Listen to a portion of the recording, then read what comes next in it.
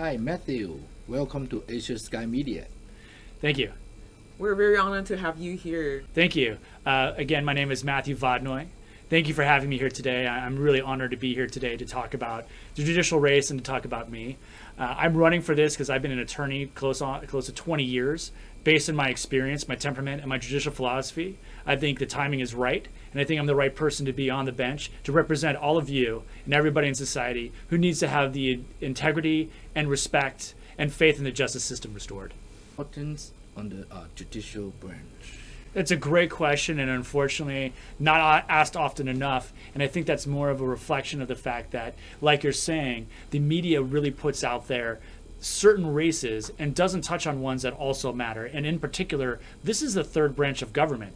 This is the equal third branch of government. There's the executive, legislative, and judicial branch. And this is part of the checks and balances that makes the United States an amazing and fair place and provides the opportunity for everyone to succeed. But oftentimes, it's an overlooked part of what goes on in our ballot system and around us at all times is the judiciary.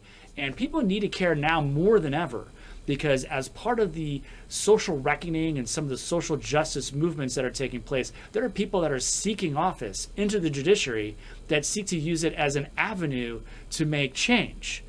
And that is not the appropriate role of the judiciary. It is not a Republican nor a Democratic institution. It is the only of the three that is not. And people that are running for these seats are trying to make it that exact thing, which is in complete conflict with what the justice system stands for. And what I'm intending to do, and why I am seeking your vote, and why I would want to be a judge, is that I want to restore your faith and your belief that the justice system is fair. That if you come into that, it doesn't matter if you're a Republican or a Democrat, a man or a woman, a rich person or a poor person, you are going to get what you deserve based on the law and what's right. This is not about having a goal you're trying to achieve. When you take the bench, what you're intending to do as a person, it should be left outside the courtroom. Your personal beliefs on specific topics need to be left outside. Your religious beliefs, what you need to bring into the courtroom as a judge, and why it is so important, is that it's supposed to be following the rule of law, not the rule of God, not the rule of Matthew Vodnoy, the rule of law. What has been put into the books by the United States Constitution, the California Constitution, and all the codes that govern our great state.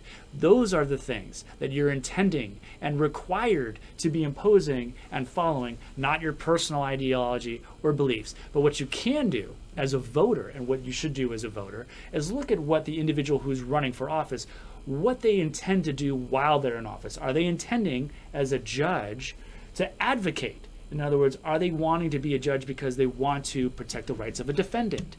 Or are they running because they want to continue to be a prosecutor? Both of those violate judicial canons and the entire purpose of the third branch of government called the judicial branch. Like California Supreme Court judge are appointed by the governor. Yes. And then the voter can vote for Superior Court judge. Correct. And what are the differences? So the difference is there's different levels within the law. And the very first courtroom you would ever go to would be the Superior Court.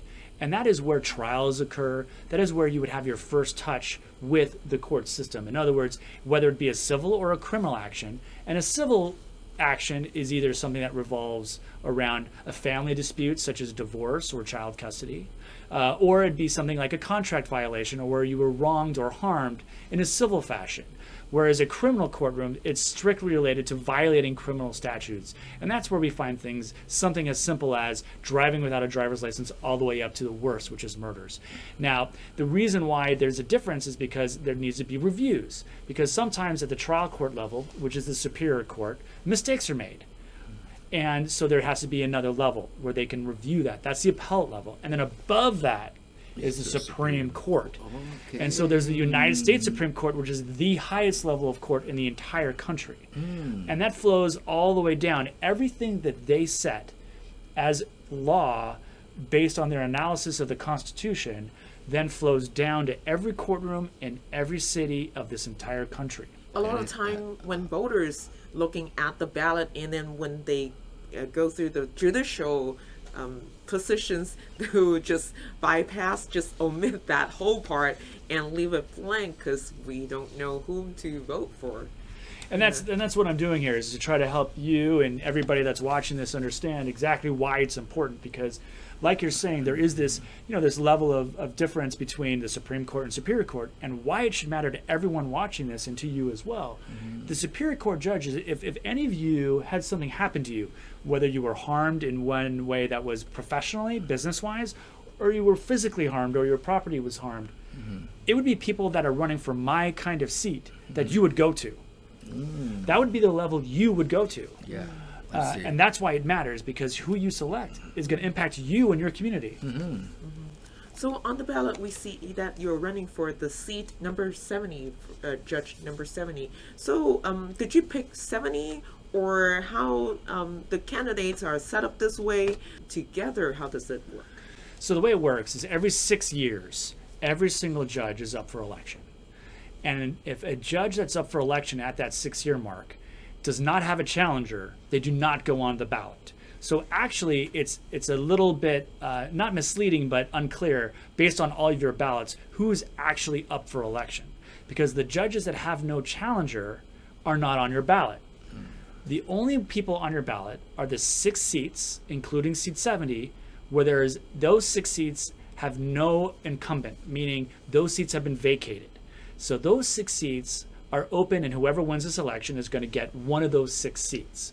Now, the number 70 just designates and distinguishes that seat from all the other seats, because there's somewhere around 420 or so judges in the county, and they have to designate and differentiate between each of those. So the 70 doesn't mean it's Alhambra or it's Inglewood. It just means it's a seat, and it could be anywhere in the county.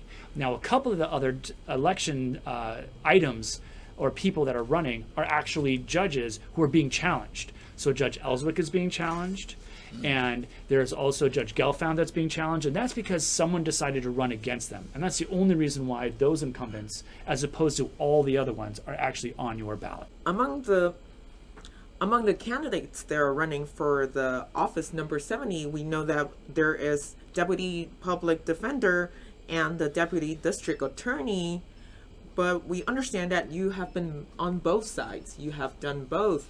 And why don't we talk more about that? They won't allow you. Why are they not allowing you to put in your job title? It's a great question, because as you say, I was a deputy district attorney for more than 14 years, and I prosecuted all cases from the most minor of offense all the way up through the most significant of offenses. And by the time I left the office, I was prosecuting extremely complex litigation and serious cases such as murders and rapes. And since that time of leaving the office, I have become a defense attorney. And in that role, I have represented people from all of those same types of cases, from the most minor to the most serious. And the issue with ballot designations has been an ongoing issue that's been dealt with. I was only allowed to put attorney at law, regardless of my experience, because there's been cases that have arisen where they've been challenging designations, because people were putting things like homicide prosecutor, sex crimes prosecutor, and manipulating the voter who comes in and preying upon their emotions and using their ballot designation in order to manipulate the voter in a sort of subtle way. And so that was eradicated, so that now you really only have a couple options. And so for me, my only option was to put attorney at law regardless of my experience. However, Holly Hancock gets to put deputy public defender, and Renee Chang gets to put deputy district attorney.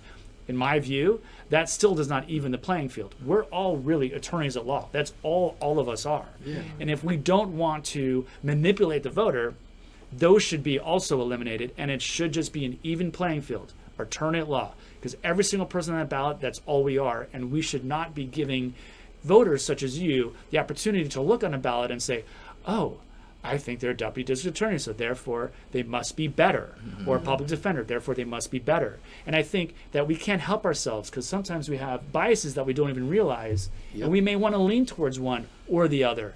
And that is, I think, a subconscious manipulation into the voter base, because this is a nonpartisan election and a nonpartisan position.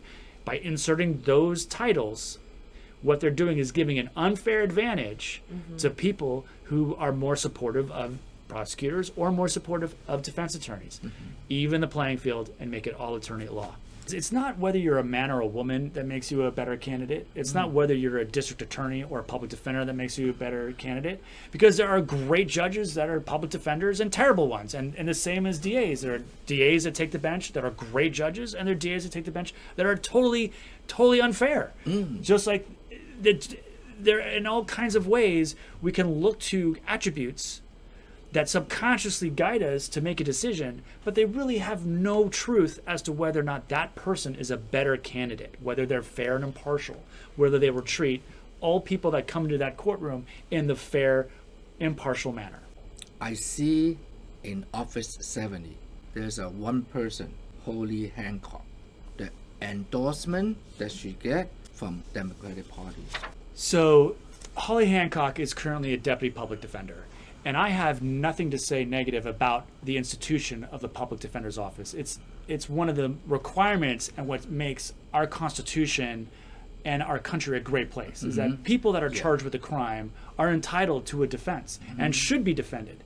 And the prosecution should always be forced to prove that someone is guilty, because when they are proven so, they're losing a lot of their liberties and they're losing a lot of rights. And so we need to have a system like we have where people are represented. And so I respect the office of the public defender and defense attorneys, obviously, as I'm currently working as one. And what I've come to realize is that the Democratic Party has really shifted far left and has really embraced the idea of reform within the justice system. And the reason why that's dangerous, and the reason why Holly Hancock is getting all the endorsements, is because she's coming to these meetings and saying she will represent the defendants. She has been representing the defendants as a deputy public defender, which, as I said, I do not discredit in any way. And I think what she's done is a service to our community. But I do not think that what she's doing is appropriate, which is suggesting that as a judge, she will continue to advocate on behalf of defendants, as well as some other people running are saying those same kind of things. And the Democratic Party is supporting that, much like they're just supporting George Gascon blindly, regardless of all the issues that are arising from George Gascon's policies, making our communities much less safe. And they all support George Gascon and all these reforms without considering how it's having an incredible ripple into the communities in terms of our safety, our security, and our ability to feel that we are being represented by a prosecutor who is going to seek justice for victims. And what's going on in the Democratic community at these meetings is they're advocating for that type of justice system. And someone like Holly Hancock is suggesting that that is exactly how she will present on the bench and support the kind of changes that someone like George Gascon or the DA up in San Francisco, who's also implementing a lot of those same kind of policies, vote in. Those are some of the, I think, the risks that we have with electing someone like that. And that is why I suggest to all of you, and to, of course, the two of you, why this election is so important, because it will have long-lasting impact on the safety of our community. The judge himself or herself should not be influenced by these experience of positions. To some degree, there's no way to not be who you are. We bring to the bench who we are. And that is why I have been saying in these meetings and in these kinds of discussions, the reason that I am the better candidate, why I am the best candidate, is because I've done both. Now, there's no way that either of my main competitors, Holly Hancock, can ever separate herself from having advocated on behalf of defendants. And she's basically said she will continue to do that on the bench, much like Renee Chang has only represented the prosecution and therefore only has that perspective. And that is also dangerous. If you're too far to the extreme on either side, whether you say you can shed that or whether you tell people that I can understand both sides, unless you've done them both, unless you've been a waiter, unless you've been a busboy, unless you've been a manager at a restaurant, you don't understand all the responsibilities and the impacts of each one of those respective roles. And that's what I bring with me. We're very honored and glad to have Matthew Vodnoy come to have interview with us. Thank you for coming. We wish you all the best. We want you to win. Thank you for your attention and being here with me today. Thank you, of course, to the both of you for having me. This is a great opportunity to speak to, obviously, the both of you and everybody watching. It's incredibly important that you educate yourself on the meaning of this race. To find out more about me and more about my background and my beliefs, go to vodnoyforjudge.com, and please vote on June 7th for Matthew Vodnoy for Superior Court Judge, Seat 70.